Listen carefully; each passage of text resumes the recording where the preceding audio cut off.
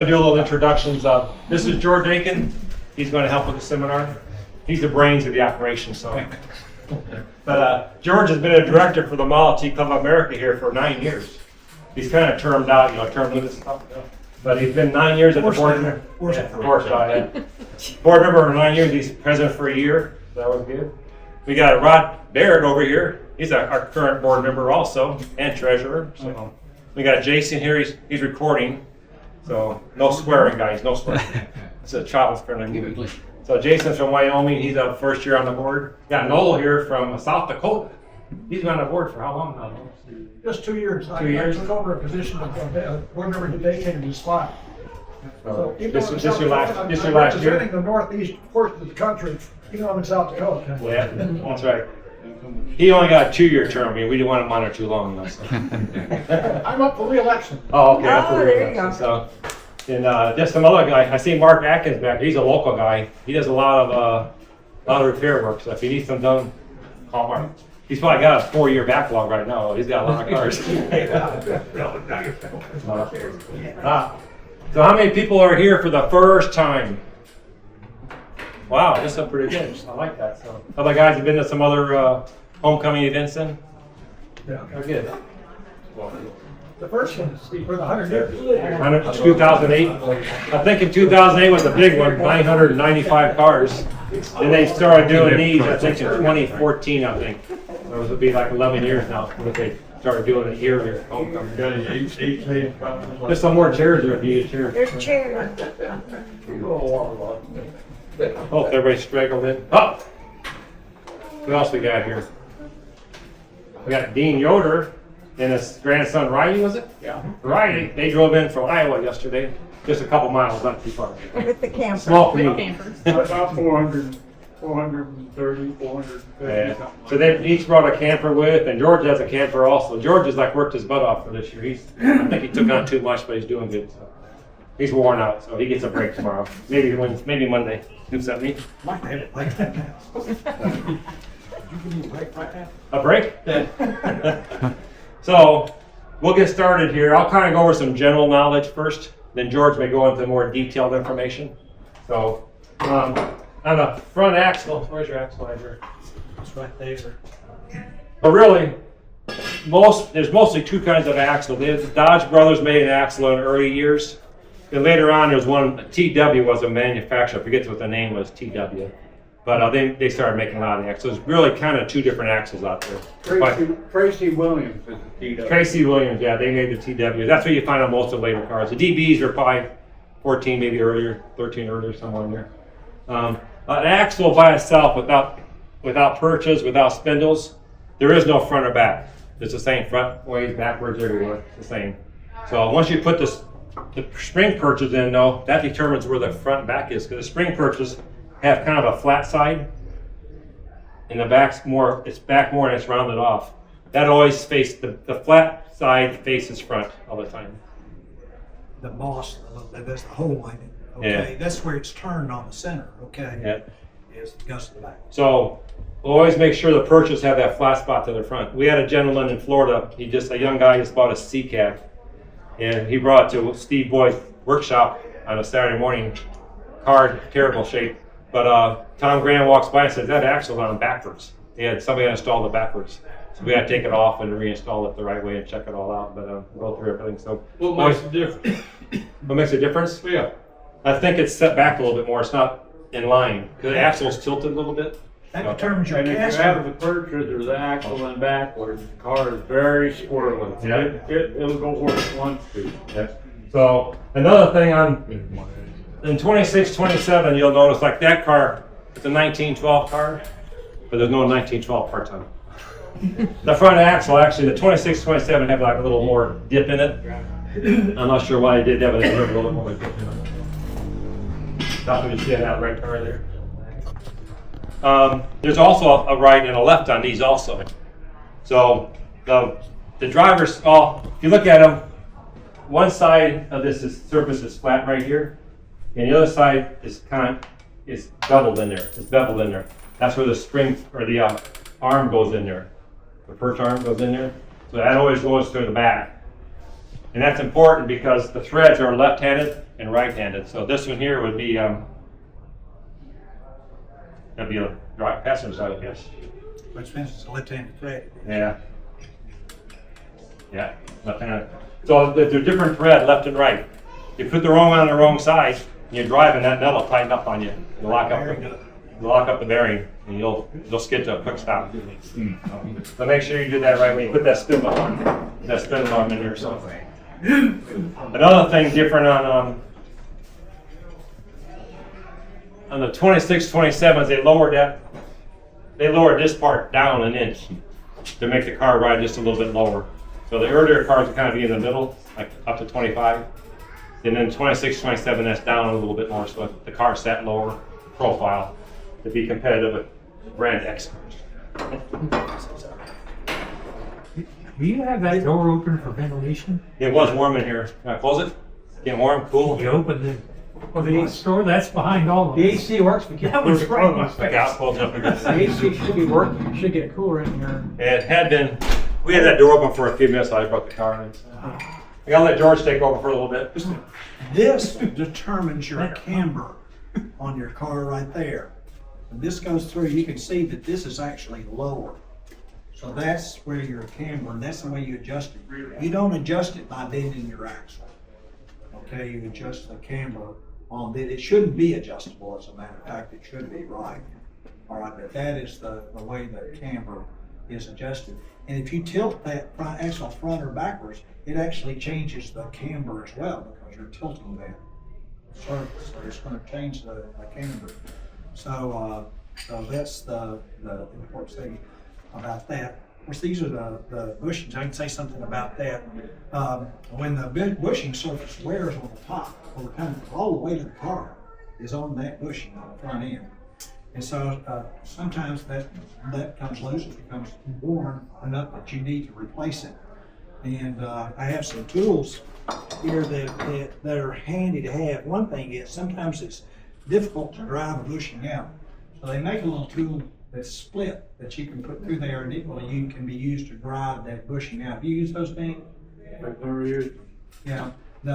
You can also put a tap in the bottom of the bushing and drive the tap out to drive the bushing out. A handy thing to have though is to make sure that when you ring that bushing or your kingpins, a lot of times press the bushing and you made that bushing swell, is there's a reamer. And this is a reamer that rings straight through, and it's helpful to have one of these reamers so it rings them both straight. You have one of these, Dean? One of these reamers? Yeah, I've got several different styles. Yeah, these are really a good thing to have, and you can buy these ringers, okay, or borrow one from somebody if they have one to help get that kingpin in there straight. Because if you ring one off a little bit and the bottom's off a little bit, well, the kingpin's not going to be right in there. You're going to have to oversize that to get it to fit. But you need to have the right ringer. Any questions about that?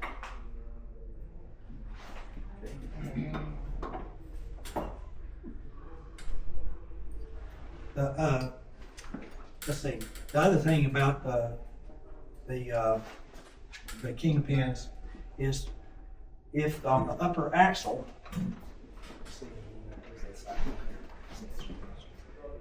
if this kingpin goes through here, and it's got a lot of wobble in it, you're never going to fix that unless you use the Stevens tool and come put in there. And this will, you'll always have that little death wobble as long as that kingpin's able to move back and forth.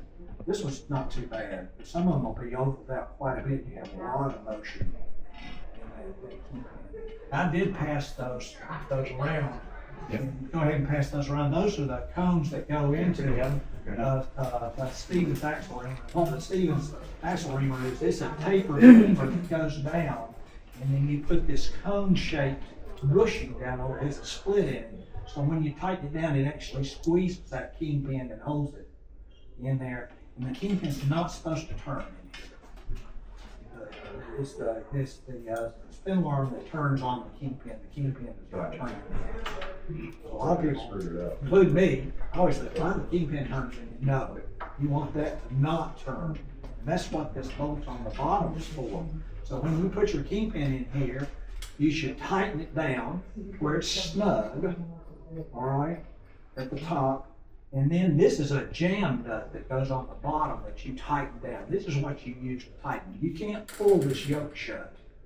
All right, you're never going to strip the threads trying to do it. So don't tighten this, but you want to tighten your jam nut down here and cut it. And that jam nut so that this does not turn in here. That's what you want to do in turning. Because once you get this turning, it's going to wear the axle. Okay, you get rid of the screws, and then eventually you're going to have an old out axle that you'll have to repair somewhere or find another axle.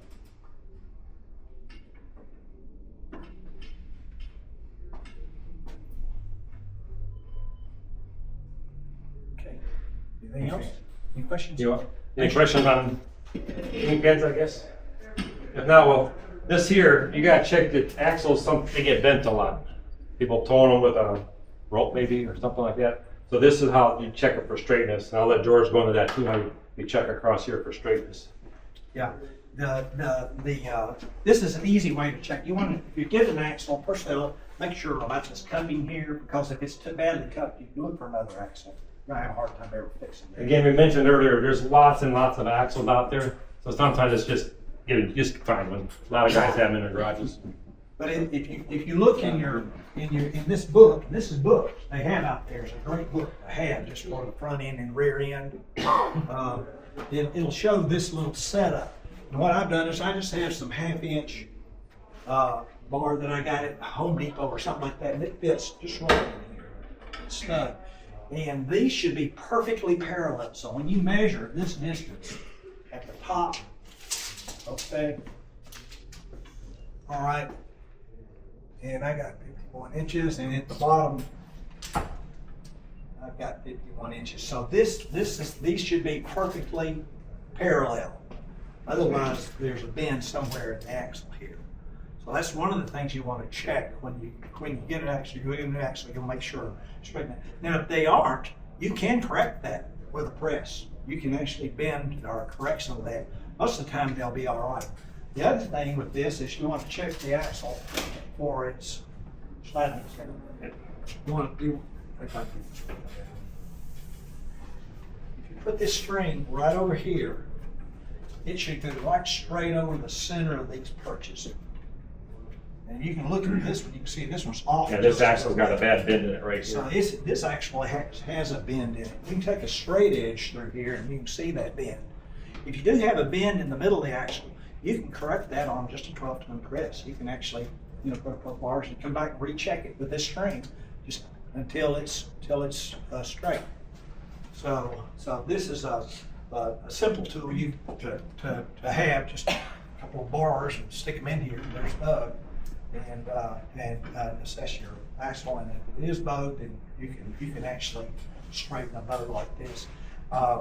We T-boned a lady with the 14T. She ran a stop sign. Both the wheels were knocked in like that and caved in and bent the wishbone. And it bent it was a Dodge Brothers axle. I didn't want to lose it. And we were able to straighten that axle.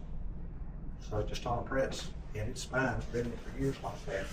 But you can straighten the axles. I think Milt brought up something really important. You have these bosses turned towards the rear when you put your purchase in. One thing while we're here, on Camber, Model T's, the front wheels need a camber. If you ever look at a car, the front, from a distance, a Model T, you see the front wheels are kind of standing like this. They're not parallel like this. And they should be about 3 inches difference from the top to the bottom. So like 1.5 inches on both ends. There was a gentleman here at first seminar. Is he still here that had trouble with his car? Yeah. Is that you? He's saying the passenger side, the wheel's straight up and down. And the driver's side shows that 1.5 inches on it. So he was wondering, how do we correct, if you do have this one, it's got to be bent a little bit. What's the best way, how you do that? If This one's straight, it's not leaning the 1.5 inches. You want to check to make sure that the axle is straight, first of all. Okay. And straight shouldn't be like that. The other thing, it could be that you have a damaged Spindle. spindle, and you just need to replace that. So bent. The important thing is to see where the problem is and correct that. Diagnose it first. Yeah, and do that. You want to show them that, how you check that with a plumb bob? Sure. So we brought my car in here. So don't critique it too much. It's got a few miles in it. Lots of miles. But, so really, the top of the tire up here should be 3 inches farther out than the bottom of the tire. So one way is you take a plumb bob. We'll do it then. You had a level, you had a short enough level that fits under your fenders. There's the tires, a lot of tires are under the fenders, but you take a plumb bob and kind of just do the old carpenter trick like this. And then you measure and see where it is. And it's about, well, it's not about, it's about 1.5 inches, isn't it? Yeah. That's About what inch you and a want. half. Yeah, So that Bill, would be how it. much fudge factor you got on that 1.5 inches on each side? it's a good question. How much? How much fudge factor? Can you be 1.25 inches? Can you be an inch? I think 1.5 inches is about where you want to be, but if you're a 1/4 inch, I don't think that's as critical, okay? On your camber, okay? That camber, like I say, is set by your spindle.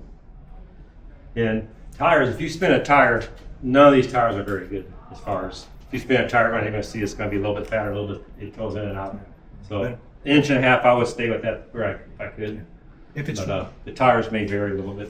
So we could see from here, so you putting the plumb bob on the actual on the wheel tire on the assembly? tires, and we're measuring on the tire the same. On tire assembly. And if the tire's right, you could spin that tire to check to see. But most of the time in the books, they'll tell you to measure from the top of the tire on the same side, you know, and then measure at the bottom, and it should be 3 inches. Since we're just doing one side, it's 1.5 inches, the plumb bob.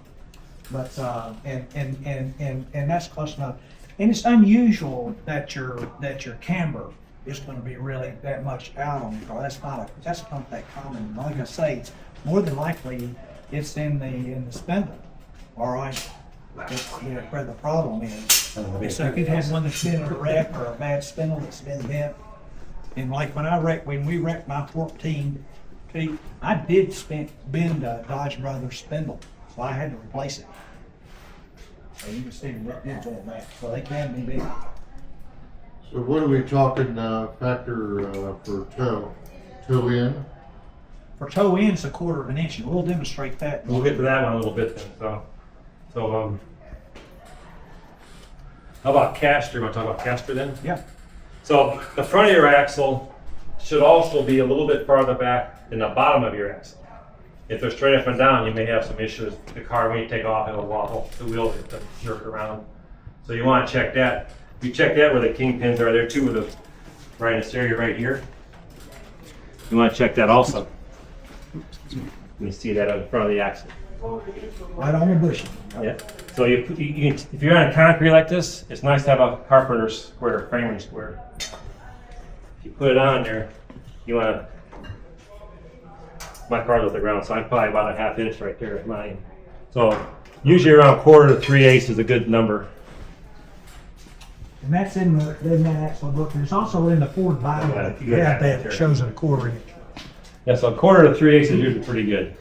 If you have less than 1/4, you'll notice it when you're driving it probably. So, how did yours turn out, Jesse?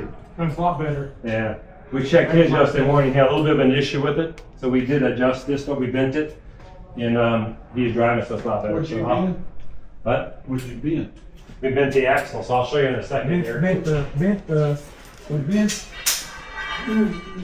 right You here take this on little on this the little wishbone. tool, this little tool, This little one, huh? and where the spring perch is, you want to put it on just by the spring perch there, like this.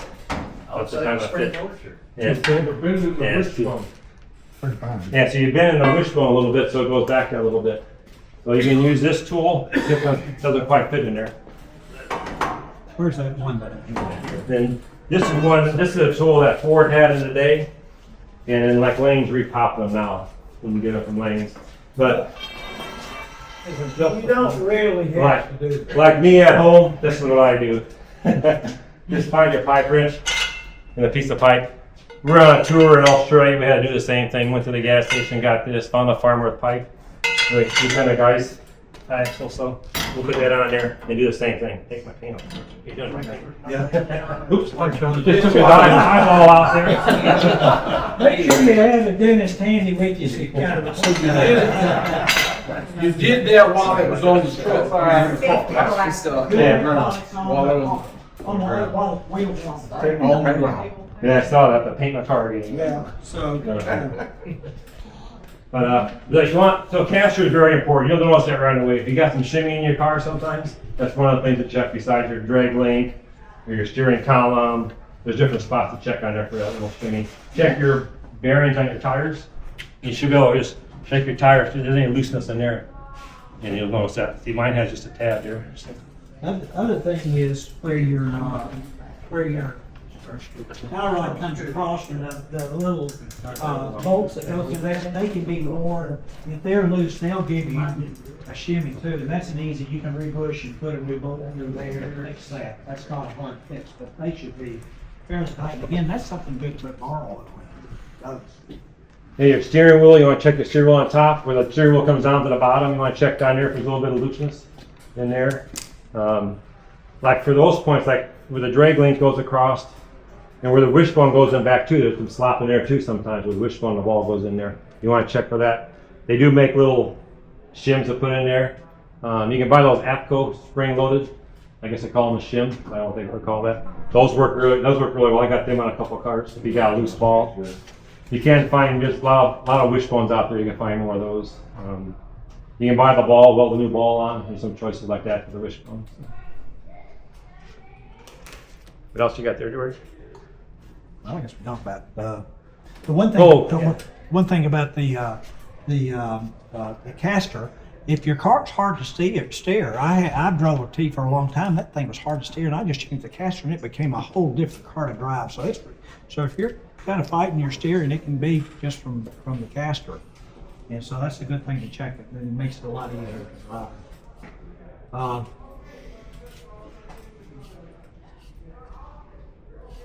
The other thing that's important on the front end, we'll talk about that, is the alignment. Tires are expensive. They're getting more expensive. So one thing is to adjust your toe in so that it's a 1/4 inch. And this is I have a handout on this, by the way. This is a tool that one of my friends told me about. Okay, and what you want to do is you want to put this in where it's just right, but it needs to cut where the chain touches the ground on each side. Are you?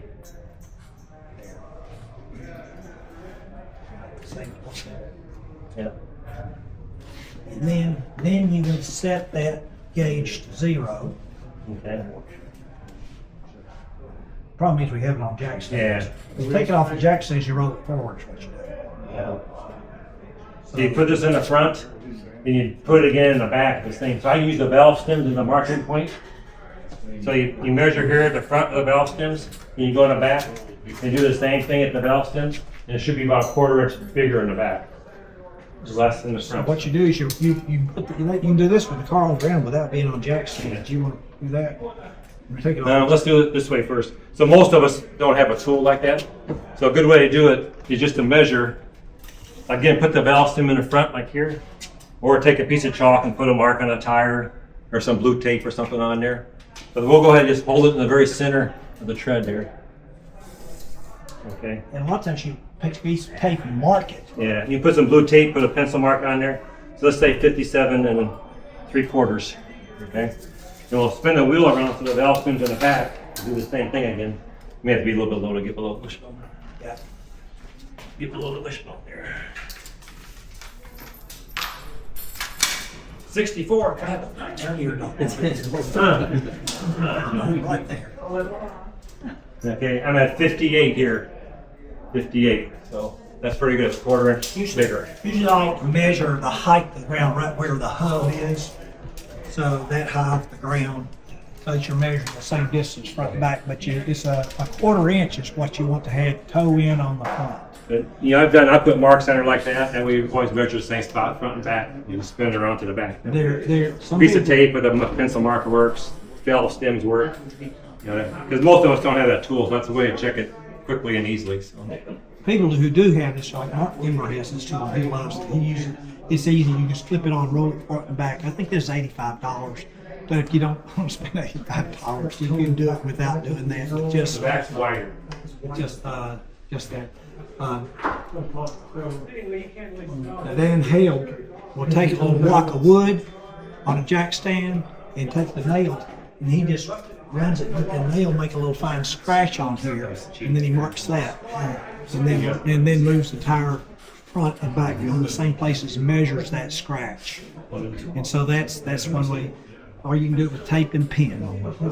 You put just one tape all the way around the tire, spin it, and mark the tire that way and measure that. But a 1/4 inch toe in is what you want on that, and that'll improve the tire wear and how the car handles, I think. Any questions on anything right now? Oh, all kinds of hands. Go ahead. Okay, on a speedster, what's the general consensus? Can you take a leaf or two out of the leaf spring? Or is that a no-no? Well, what do you have under 6 leaf now?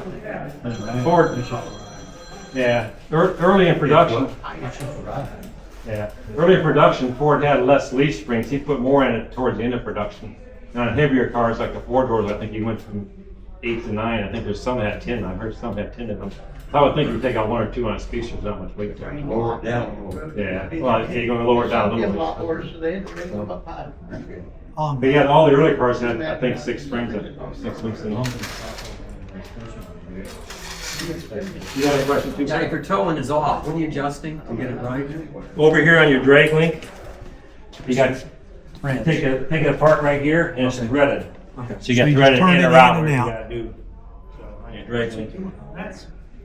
So it pulls it in or pulls it. Is the left-hand thread on the right-hand? Usually just take it off on this side. It's just easier to do. Just turn it. Just turn it.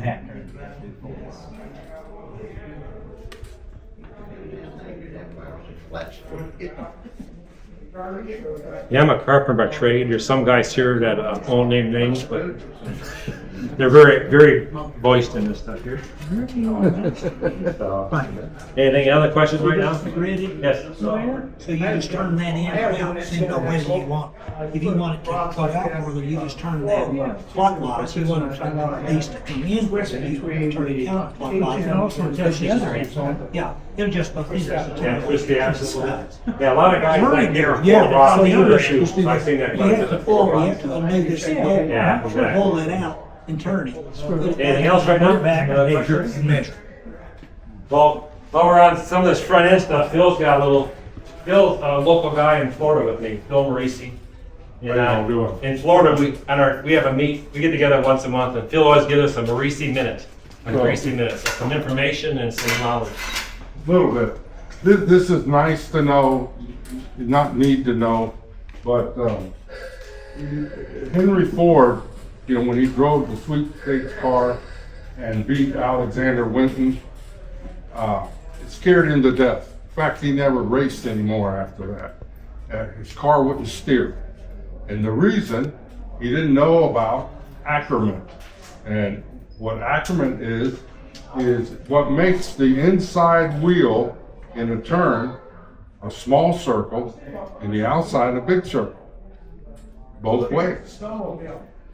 All cars today, the geometry is such that it has accrement. Doesn't matter, it doesn't look like Model T suspension, but it does have accrement. Okay, so here's the basics of accrement. And even carriages in the very early days that went to tie rods had accrement. But Henry didn't know about accrement yet. And if you take a string from the Kingpin to the tie rod attachment point there, it should point to the middle of the rear end. and that's what makes it happen. Okay, if you always notice the arm where the tie rod hooks is always bent inward. And so this is a rear steer car. And sometimes, even in NASCAR, they make a front steer car, or they used to. And that arm would have to be bent toward the wheel. But the same thing happens. The attachment point through the pivot point or the kingpin should point to the middle of the rear end. And then race cars sometimes mess with accrement to make it push more through the turn or whatever. But if you don't have accrement, that wheel is going to just scrub. And so I always think it's pretty interesting, you know, that you can really see it on a Model T. That arm is bent with a straight, if you got a string, it would go straight to the middle. How many of you guys have a trailer you haul your cars in? How many guys? So you'll see what he's saying, scrubbing. When you're taking a trailer, you're making a turn. Yeah. The outside ones are turning. The ones on the inside, sometimes they're just scrubbing across the concrete. You hear it because it's not turning. That's what exactly what he's talking about. So it doesn't lock, if it ain't pointing, which. Well, it's in the design It's a of the design, car. okay. Okay. So if you ain't got it, you spin the problem for all that. See, after the race, Alexander went to Henry and he says, "Hey, I know why your car is not turning. The car is not turning because you don't have accrement." And he explained it to him. So he got the investors in 02 and they went back and they started the, to build a car. And he was still messing around with a race car, building the 999. And after they kicked him out or he quit, got mad and quit, nobody knows which is the true story, but they were saying, you're messing around with a race car. We don't have a car to sell yet. We're the investors. We want you to have a car. So that's when they called in Henry Leland and they wanted to liquidate everything. And Henry Leland talked them into making a Cadillac. So all that accrement is the reason for Cadillac.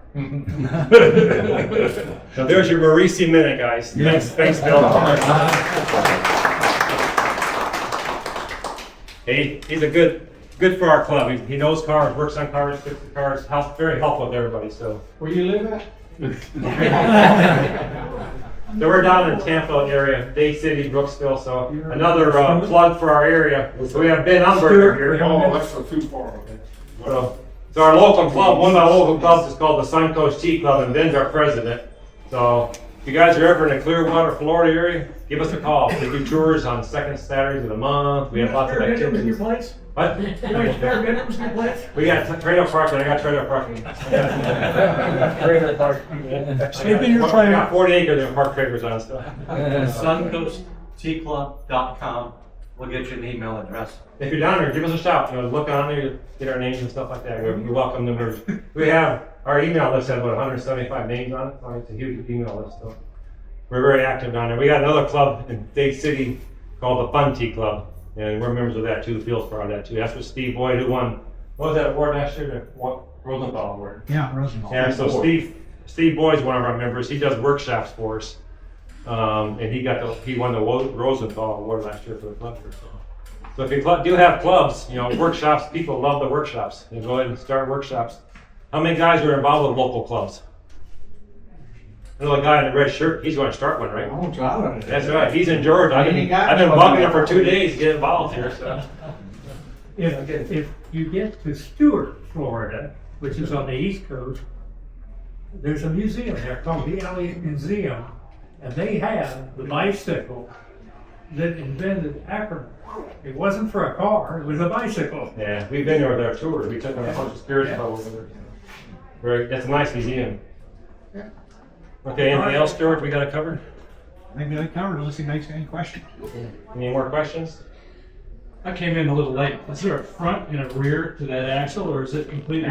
Axles without spring perches and spindles, or there's no front or back? No front or back. Okay. Once you put perches in there, there's a front and back. And once you put the spindles in, the spindles are left and right. Right, there's no front or back. And then the perches, the front of the perch has a flat spot on it. The back is kind of rounded off, so you want to make sure that flat spot faces forward. And then if it's on different, it's backwards. It's kind of built kind of off center. Anything else?